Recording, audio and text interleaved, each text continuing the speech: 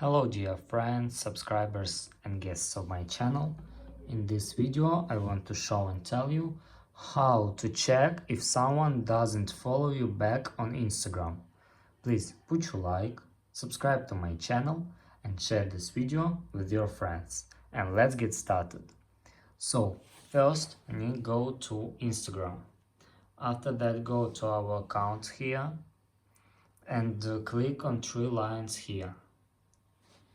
After that, click your activity and scroll very down and click download your information. After that, click download and transfer information.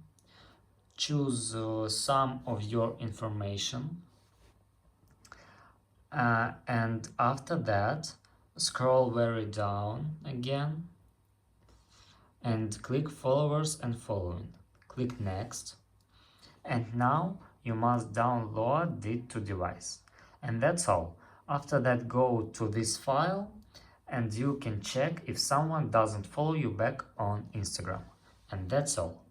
If you enjoyed this video and found it helpful, please put your like, subscribe to my channel and share this video with your friends. Bye bye everyone, see you later.